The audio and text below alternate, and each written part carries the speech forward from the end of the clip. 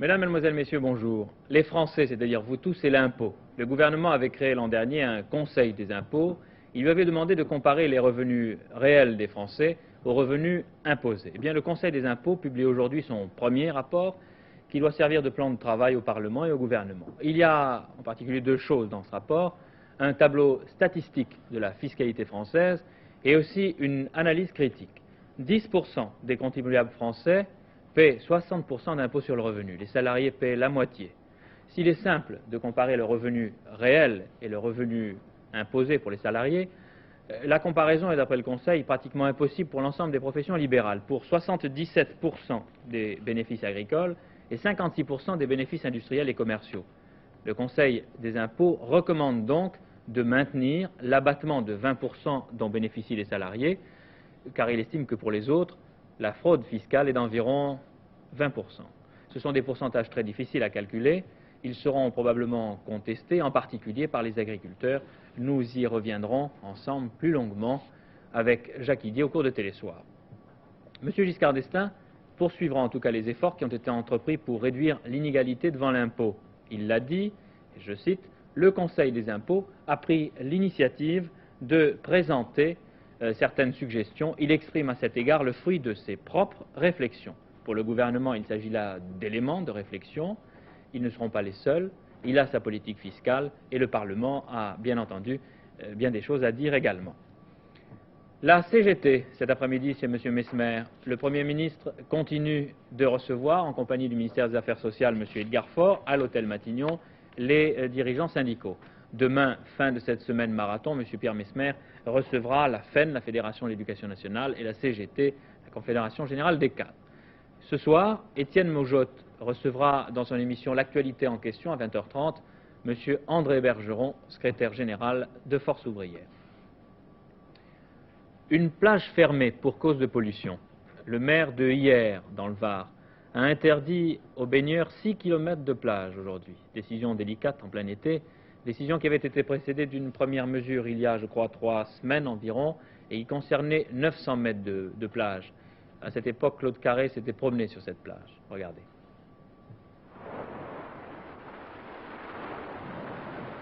Attention, pollution. Cette eau tranquille et clapotante est dangereuse. Un bouillon de culture. 2 400 000 microbes au litre, facteur possible de diphtérie ou de typhoïde. Le responsable, cet égout, d'où sort une eau fangeuse, nauséabonde, et qui déverse sur la plage de l'Almanar, à Hyères, les déchets de la station d'épuration de la ville. Pour éviter tout incident, la municipalité a planté de grands panneaux et a condamné 900 mètres de plage. Les autres plages, 20 km au total, étant nettes d'impuretés. Ici, les baigneurs et les colonies de vacances doivent quitter le périmètre interdit. Cela ne va pas sans réticence, grogne et explication.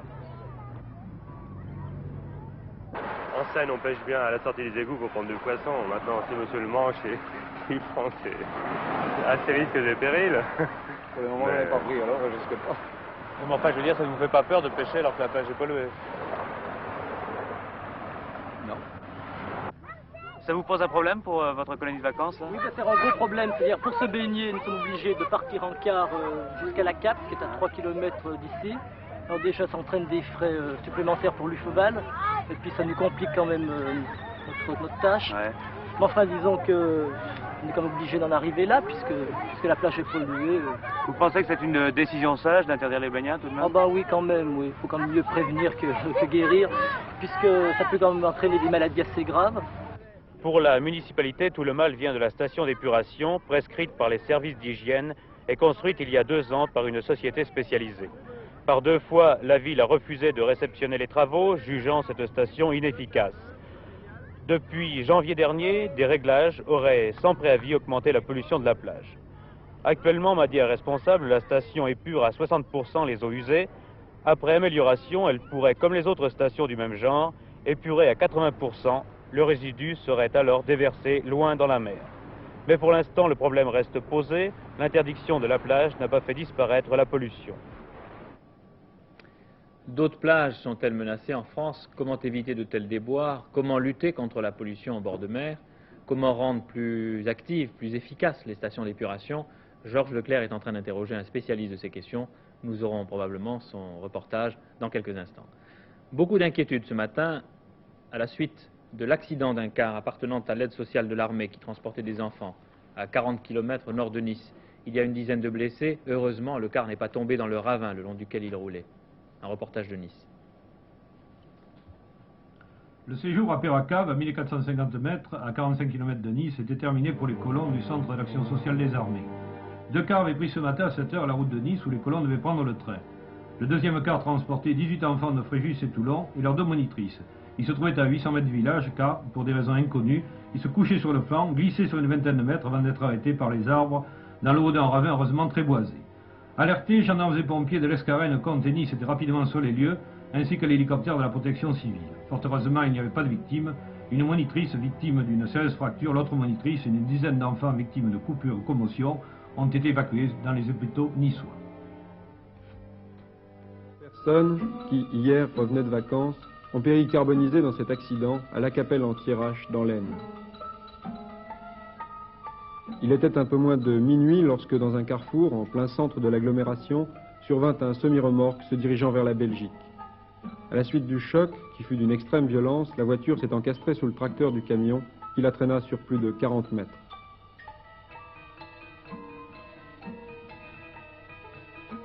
Le chauffeur réussit à se dégager de la cabine alors que le feu se déclarait à son bord. Les flammes se sont propagées rapidement et dans ce qui restait de la voiture, coincée sous le camion, les sauveteurs découvrirent le spectacle atroce de 5 corps carbonisés. Toute une famille du Pas-de-Calais qui revenait de vacances.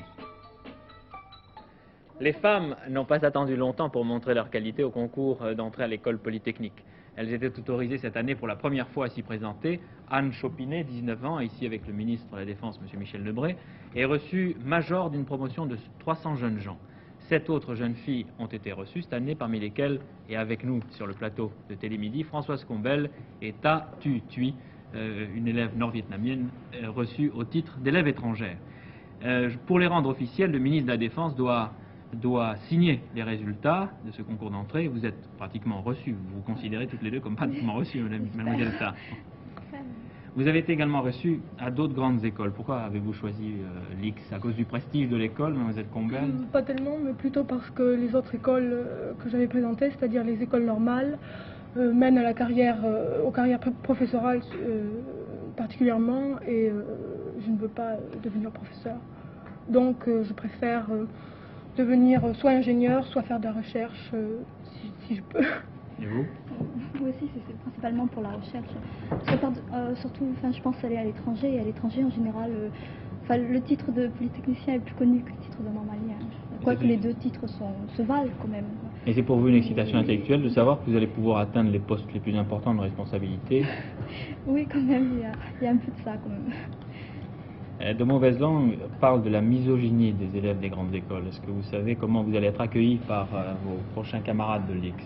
C'est le mystère. En général, pendant les concours, ils étaient très gentils en général. Et les gens à l'intérieur de l'école sont très gentils aussi avec les filles.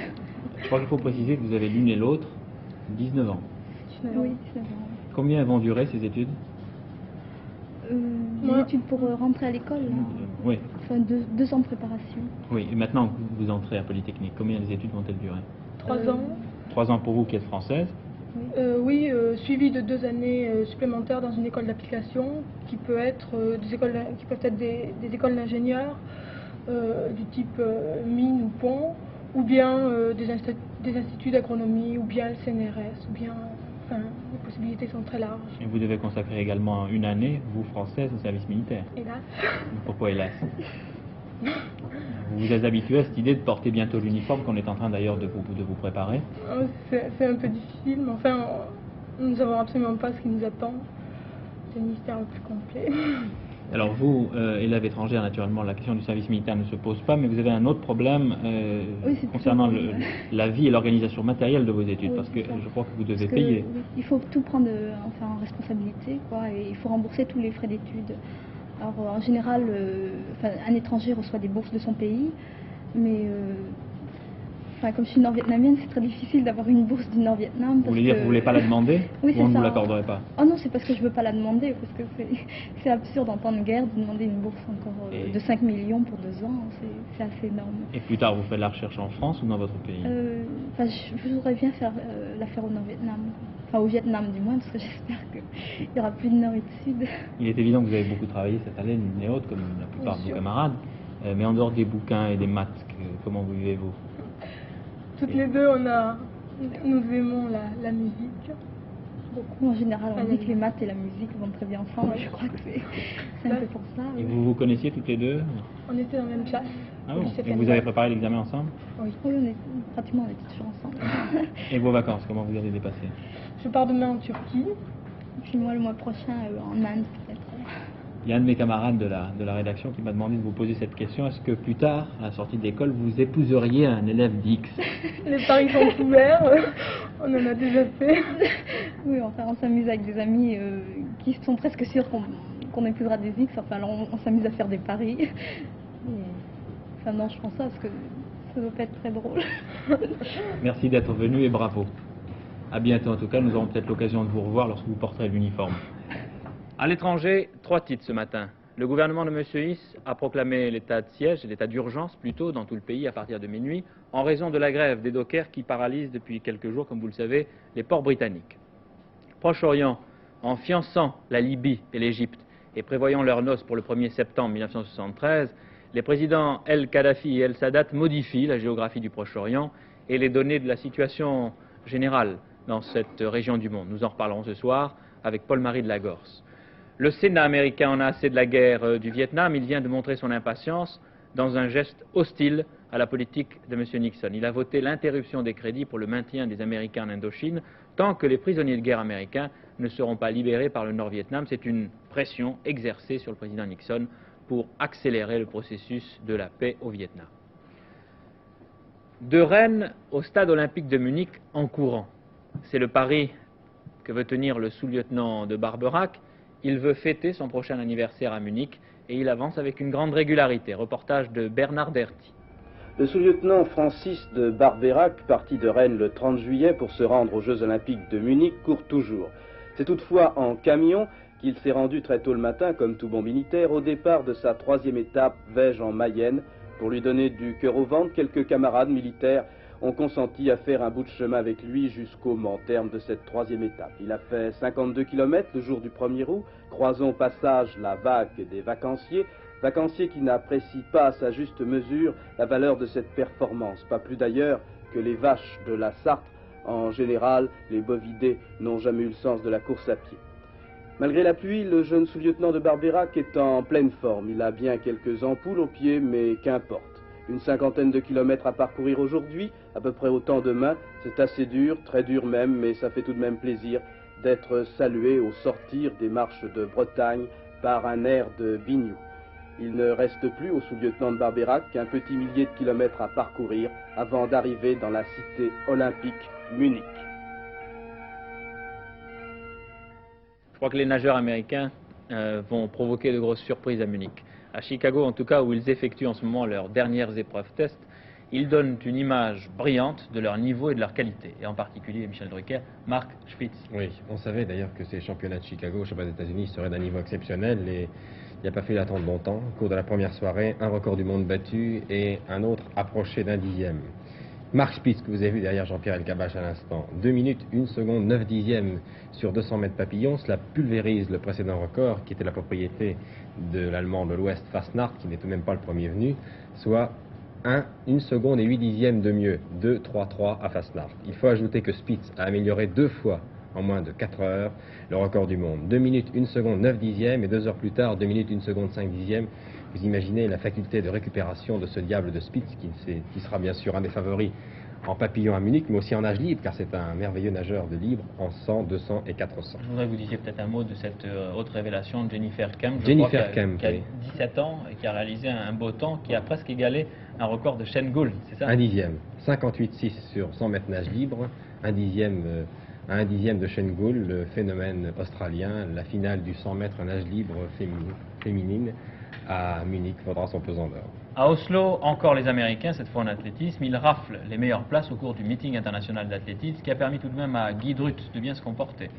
Oui, mais enfin, il a tout de même été battu par l'Américain Hill 13-4, un autre Américain, White 13-5, Drutt est troisième en 13-6. Il faut signaler que Milburn, un des meilleurs du monde dans cette distance, sinon le meilleur, était souffrant, il n'a pas pris part à la course, et que Davenport a été éliminé en série. Là aussi, il y aura un beau duel à Munich. Un regret pour nous tous, Jean-Claude Nallet a dit pratiquement adieu cette année à Munich. On s'y attendait un peu depuis dimanche dernier, c'est maintenant définitif. Jean-Claude Nallet, que vous voyez ici en photo, ne participera pas aux Jeux de Munich, il souffre une douleur persistante au pied gauche, il préfère s'abstenir, c'est dommage, mais c'est la loi du sport, de la haute compétition, la forme est souvent capricieuse, c'est dommage, Nallet disparaît. Un rappel, c'est un Belge et un Anglais qui ont été sacrés champions du monde de cyclisme sur piste hier à Marseille. Oui, c'était la dernière soirée, nous allons d'ailleurs voir les dernières minutes, les dernières secondes, les derniers instants de ces deux finales. La poursuite individuelle et d'abord la finale de la poursuite professionnelle, de la vitesse professionnelle, avec un Belge. Van Lancker, c'est le Belge. Vous le voyez, il est en deuxième position. Il a devant lui l'Australien Johnson, qui fut champion du monde il y a 2 ans à Leicester en Angleterre. L'Australien va lancer le sprint dans un instant. Il y avait beaucoup de monde hier soir à Marseille. Consolation pour les organisateurs. C'était la dernière soirée, il est vrai. Johnson, je vous l'ai dit, est parti d'un peu trop loin et le Belge Van Lancker va produire son effort avant le virage et le déborder facilement dans la ligne droite. Regardez. Sans problème, Van Lancker à gauche, maillot sombre, il est champion du monde pour la première fois de sa carrière. L'an dernier, il avait terminé 2e, derrière le Hollandais Lovzin. Lovzin qui termine cette année 4e. Turini, l'Italien, prenant lui la 3e place. Van Lancker sur le podium. Et voici les dernières secondes de la finale de la poursuite professionnelle individuelle. En bas, maillot sombre, Ferdinand Braque, un des meilleurs poursuiteurs du monde. Il a été recordman du monde de l'heure avant Ole Ritter. Et en haut, en sombre, le Britannique Hugh Porter, qui fut champion du monde en 68 et en 70. Pratiquement à égalité, vous avez vu les 2 points. Pratiquement à égalité à 600 mètres de l'arrivée, Braque va céder dans les derniers tours face à un adversaire très puissant qui termine en boulet de canon. Porter va en effet battre Braque de plus d'1 seconde et demie, c'est beaucoup pour un dernier tour, à l'issue d'une poursuite de 5 km passionnante qui a enthousiasmé le public de Marseille. Hugh Porter, 1,63. Il habite à Fottingham en Angleterre et il ira vu, vous voyez, il montre au public de Marseille qu'il a bien gagné 3 fois. En 68, il fut le meilleur à Rome, en 70, le plus rapide à Leicester chez lui. Et puis cette année, à Marseille, il bat Ferdinand Braque, qui n'est tout de même pas le premier. Beau champion. On sait d'autre part que Cyril Guimard va pouvoir participer au championnat du monde très bientôt. Et avec lui, Poulidor, Ezard, Thévenet, Danguillaume, Delille, Mouriou, Perrin et Berland, les genoux de Guimard vont mieux. Mais il a des chances? Une autre question, il y aura aussi Merckx. Merci. On constate encore une fois cet été l'intérêt que portent les touristes français et étrangers aux corridas. 7000 taureaux meurent chaque année dans l'arène pour les beaux yeux des aficionados. Ils connaissent toutes les passes, tous les gestes des grands, Ordóñez, Cordobés, Camino, Dominguín par exemple. Il y a cependant, avant chaque corrida, tout un rituel assez compliqué et assez peu connu. Notre reporter Jean Paillet a choisi la préparation d'une des dernières corridas, celle de Mont-de-Marsan.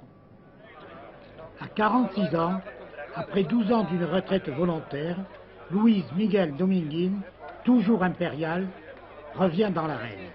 Paquiri, lui, a le sourire confiant et un peu narquois du matador en pleine maturité physique et technique.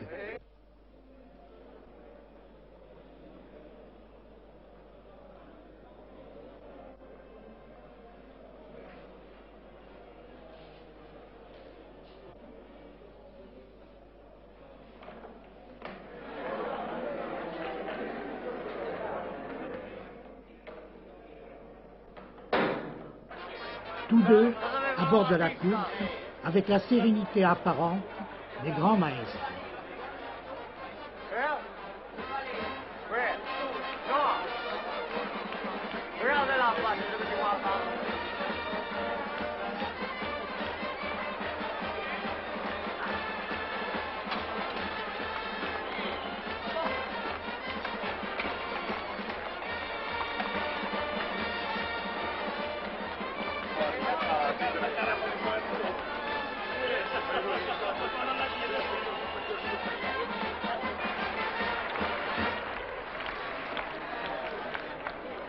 C'est le Paseo aujourd'hui à Mont-de-Marsan avec Luis Miguel Dominguín.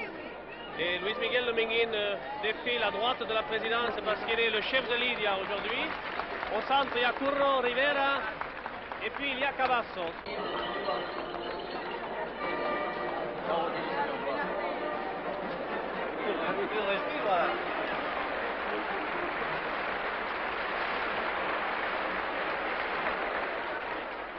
Les corridas de la Madeleine, la première corrida en vérité, fut donnée à Mont-de-Marsan en 1861. Et depuis, la tradition s'est affirmée. Et aujourd'hui, depuis déjà de nombreuses temporadas, depuis de nombreuses saisons, la Madeleine devient, je pense, une capitale de l'afición française.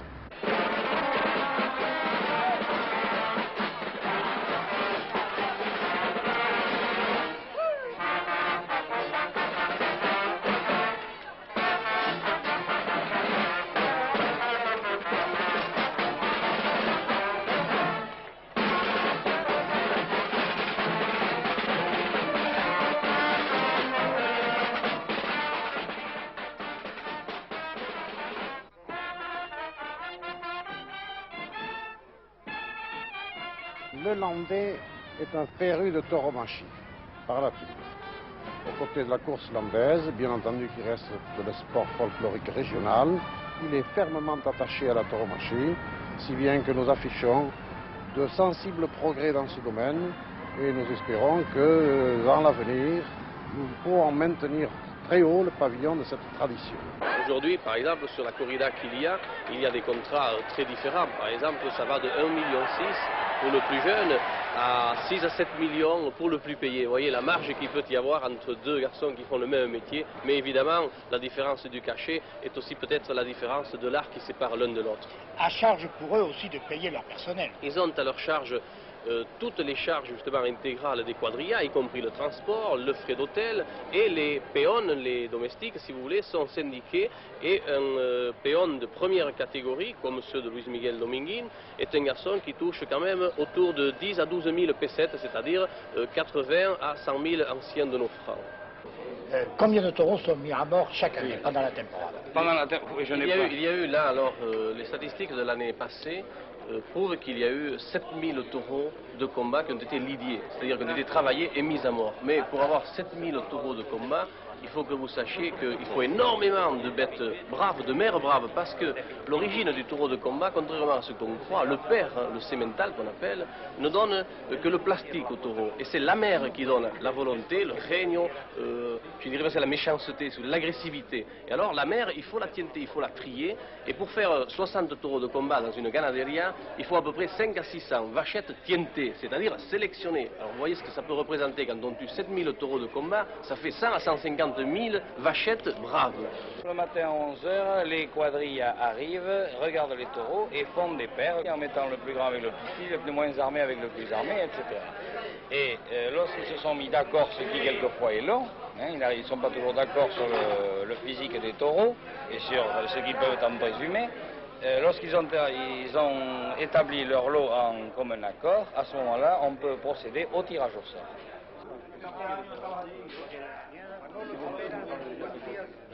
C'est toujours du papier à cigarette qui sert parce que rien ne ressemble plus à un papier à cigarette que notre papier de cigarette. Alors ils font des petites boulettes qu'ils vont mettre dans le sombrero, dans le chapeau du mayoral. Et puis il va y avoir le tirage au sort. C'est toujours le chef de Lidia, c'est-à-dire le chef péon, le représentant du matador qui va tirer au sort.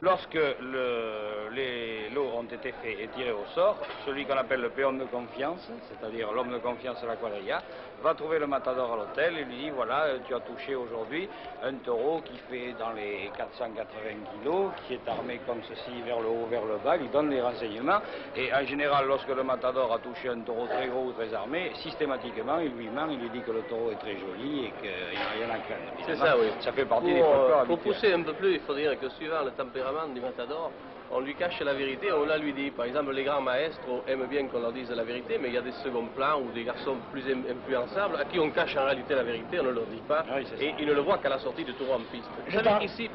Ici, on juge, si vous voulez, le physique du taureau, mais le psychique, c'est une chose impossible, on ne peut le juger qu'en piste, et surtout à partir de la première pique.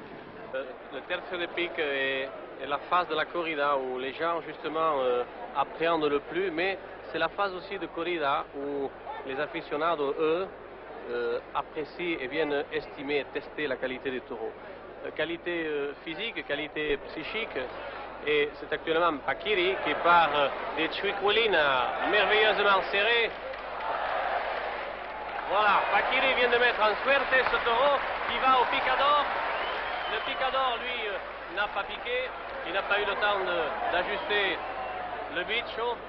Et je disais que ce tercio était très décrié par les uns et très apprécié par les autres. Pourquoi décrié? Parce que c'est une phase de châtiment très dure à supporter, c'est vrai, le sang coule, mais ô combien nécessaire et ô combien utile pour la préservation de la caste du taureau de combat. C'est très difficile à préserver un taureau de combat, à préserver sa caste, sa fougue, sa hargne, son attaque. C'est pour ça que le terce de pique permet au majoral qui est là, c'est-à-dire aux représentants de l'éleveur, de prendre des notes et de ramener à son patron, au ganadero, de lui ramener les notes qui permettent justement de préserver au sein de son élevage cette race très délicate du taureau de combat. Mais c'est la raison pour laquelle aussi l'aficionado apprécie ce tercio et pourquoi le touriste, lui, ne l'apprécie pas. Je crois qu'il y a surtout dans l'afition une recherche d'émotion, que ce soit une émotion artistique, puisqu'il y a un côté artistique, et également une émotion absolument... la recherche de l'émotion viscérale, si vous voulez, qui provient justement de ce combat, de cette lutte dangereuse entre ce taureau armé de cornes et la fragilité de l'homme. Et je crois que ce que recherche l'aficionado dans la corrida, c'est justement la réalisation conjointe de ces deux buts, chercher le côté artistique et chercher aussi le côté émotionnel du haut combat. Le maître va-t-il déjeuner? Suit-il un régime?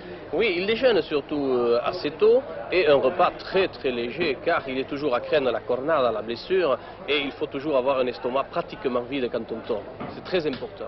Paquiri, en effet, n'a consommé qu'une seule et un fruit.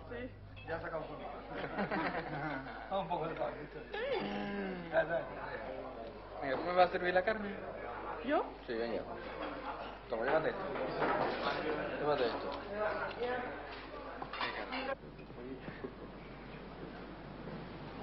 Luis Miguel, nous sommes ravis de vous avoir parmi nous aujourd'hui et vous avez laissé un tellement grand souvenir dans l'afición française.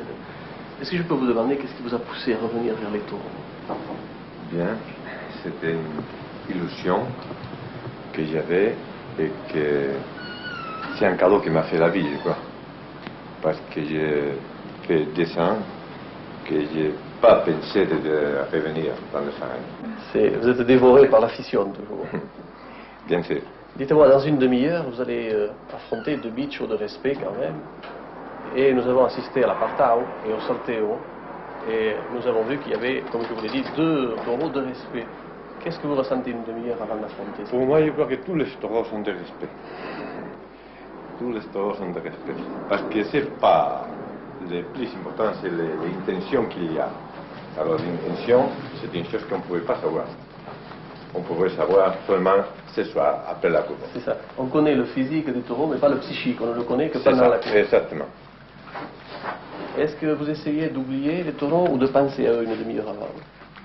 Non, non, j'y pense tout le temps parce que c'est très important de faire un peu de concentration pour mettre la main dans sa place, que c'est pas facile. Les costumes de Dominguín, dessinés par son ami Picasso, provoquent les protestations des autres matadors, car ils ne pèsent que 4 kilos au lieu des 7 réglementaires.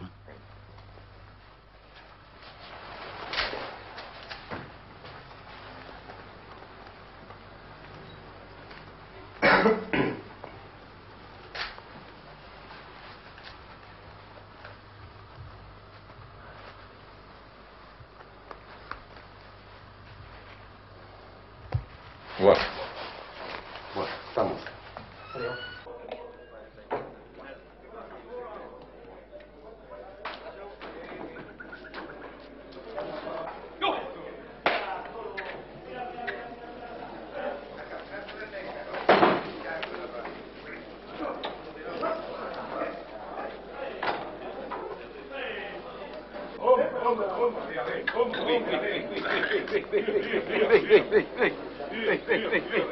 Les taureaux ayant été tirés au sort, que vont-ils devenir? Bien, ils ont été tirés au sort et nous avons assisté à ce qu'on appelle l'enchiqueramiento, c'est-à-dire qu'on a mis les taureaux dans des chiqueros, dans des cages, et là il faut qu'ils restent paisibles, ils vont retrouver la tranquillité, ils vont être isolés, ils sont seuls, et ils vont rester là pendant 4 à 5 heures de temps, c'est-à-dire jusqu'à leur sortie en piste tout à l'heure. Ils ne déboucheront que pour entrer dans l'arène et là ils vont retrouver alors la vaste étendue du ruedo et surtout la lumière. Et là il se produit une réaction psychique en la bête, c'est qu'il se trouve seul devant le monde et là tout l'instinct de combativité va reprendre le dessus sur cette bête qui va se battre jusqu'au dernier souffle. C'est un reportage de Jean Paillet et Jacques Delarue. Les Hollandais de la société Henken, les 6e en Europe pour la bière, ont lancé une OPA, c'est-à-dire une offre publique d'achat sur un important brasseur français. On parle beaucoup de cette OPA à la Bourse de Paris. La question est posée à Gérard Vidalange à la Bourse. Oui, Jean-Pierre Elkabbach, je vais répondre tout de suite à votre question, mais je crois que le plus important est tout de même de parler de l'or, car l'or a baissé aujourd'hui. Et comme ça avait été le grand événement du début de la semaine, ce cours record à Londres et à Paris, vous voyez que la pièce de 20 francs, Napoléon est passé à 73 francs 10 contre 75 francs 30 et le lingot à 10 685 contre 10 740. À Londres, du reste, ce matin, l'or a baissé à 68,70 contre 70, donc il y a tout de même une certaine détente et qui est peut-être due à 2 raisons. D'abord, le gouvernement français a démenti qu'il y ait un accord en quelque sorte régional pour un prix de l'or européen qui aurait été le résultat du sommet franco-italien à Pise. Et puis d'autre part, il y a tout de même peut-être à l'occasion du premier anniversaire des décisions américaines, rappelez-vous le 15 août, qui avait entraîné la non-convertibilité du dollar, il y a peut-être l'amorce d'une contre-offensive américaine contre la hausse de l'or. Les mines d'or, vous aviez vu un instant, ont également bien entendu baissé, alors que les valeurs françaises ont repris, si je puis dire, du poil de la bête et ont remonté. Il y a des hausses assez substantielles aujourd'hui à la Bourse de Paris, et notamment sur les grandes chimies. Vous voyez que Michelin, par exemple, donne l'exemple. La Française des pétroles également, 216 contre 213,50. À noter que le consortium européen du pétrole en mer du Nord s'intéresse au gaz naturel d'Ecofisc et que Gaz de France, notamment, serait acheteur de ce gaz en mer du Nord. Péchinet, Eugene Kuhlmann, PUC, 154,80 contre 152. Et Usinor, 1 franc de mieux ce matin. Je crois qu'il faut souligner le rendement très élevé des valeurs sidérurgiques. Actuellement, ce sont des rendements entre 8 et 9,5%. On peut préciser que tout de même les obligations actuellement sont offertes à 8% et 8,25%. Donc ce sont véritablement des rendements presque d'obligation. Parmi effectivement les événements industriels de ce matin, il y a cette proposition d'offre publique d'achat du groupe hollandais Heineken. Heineken, c'est le premier producteur et le premier exportateur de bière en Europe.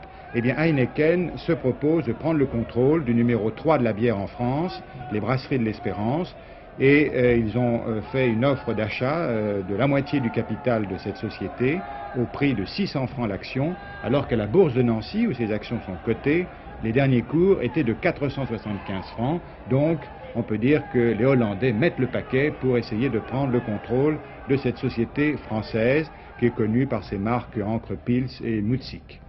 Voilà pour cette séance, donc très bonne pour les valeurs françaises.